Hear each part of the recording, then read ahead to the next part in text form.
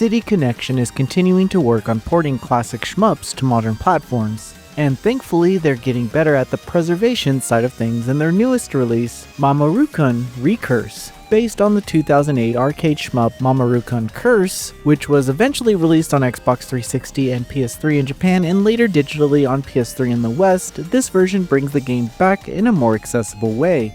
Anyway, this isn't a history lesson, but I should also confess that I've never played Mamorukun until now and wasn't really aware of it. Still, a sequel was just announced, so I'm glad Mamorukun ReCurse is here to get me up to speed. Luckily, it's a charming game that compacts its challenge for better or for worse.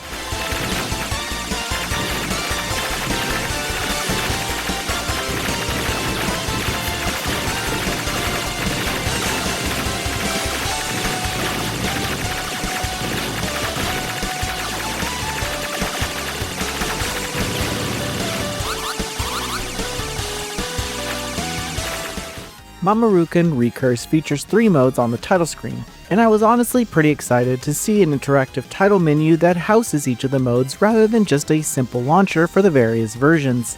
In fact, I'd say that this game highlights a big step in preservation from this team, as it also includes difficulty settings, a tutorial, soundtracks, and a gallery that unlocks after completing runs as different characters. Still, there doesn't seem to be a rewind option, which I know is controversial in the shmup community, but I've come to appreciate it for testing stage patterns. Regardless of that, you do have access to all the continues that you want, so starting from a down isn't the worst thing that can happen. Other options allows you to change the screen resolution in story mode, and there's even an option to use the twin stick shooting controls or the original. The story mode of Mamorukun ReCurse isn't something that I'd advise you play first, only because it doesn't really play by the same rules as the other modes. Here, lives act as characters in your party that you can cycle through, with each character having a different attack pattern. In a perfect run, you may understand the benefits of using a particular character during a part of the stage, but that all comes with practice. When starting with a character, your weapons are pretty powered up and you'll just need to stay alive through the stages. Following a boss fight, you'll then unlock a few funny skits of this isekai-esque story that is chaotic from beginning to end.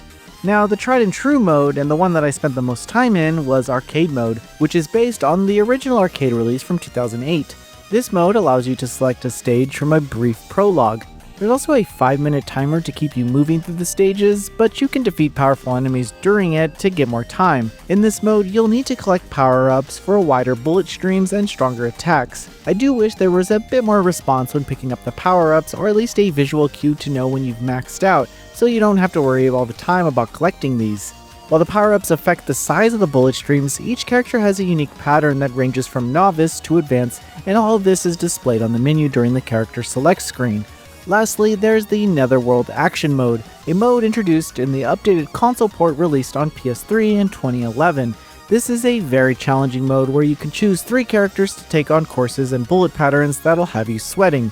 I played on normal difficulty throughout the other modes, and this mode humbled me within the first stage. Clearing stages in any mode will unlock new items in the gallery, along with new characters and some costumes, and I should add that each mode also supports online rankings. The more interesting aspect of Mamorukun ReCurse is that it differs from other shoot-'em-ups. The screen doesn't actually scroll. Instead, you're allowed to move the screen forward, and you can't actually go back unless the stage allows it. The game requires you to navigate stages on your own pace, making strategic decisions all along the way.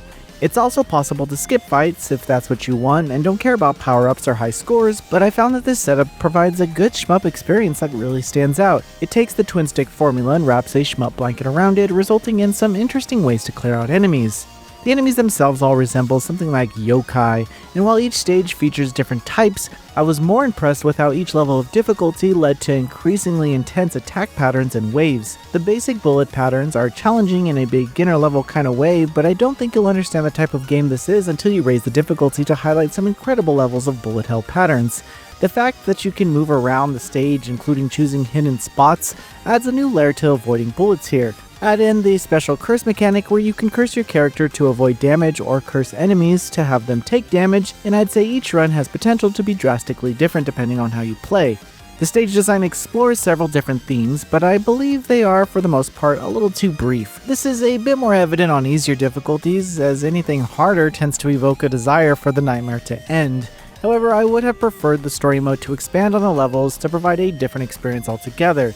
Once you play through each mode, you'll want some variety. Still, I think the price point is right for everything in this package, and given how unique the experience is, I enjoyed spending hours refining my runs and unlocking gallery images. Mamorukun ReCurse shows that City Connection is starting to find rhythm with these ports. The package respects the original while adding enough content and challenge to keep players engaged. The variety of modes, the preservation features, and the usual stage progression make it stand out from the other shmups that you can pick up today. This update release may not have solved every issue that the game had since its original launch, but it's a strong step forward and a release that justifies the attention ahead of its sequel. Noisy Pixel is giving Mamorukun ReCurse an 8 out of 10. Thanks for watching. This video is brought to you by our supporters on Patreon. Noisy Pixel is run by a group of gamers providing independent gaming coverage through news, reviews, previews, and more. Check out our Patreon to help support our continued growth, and subscribe to keep up with all our future content.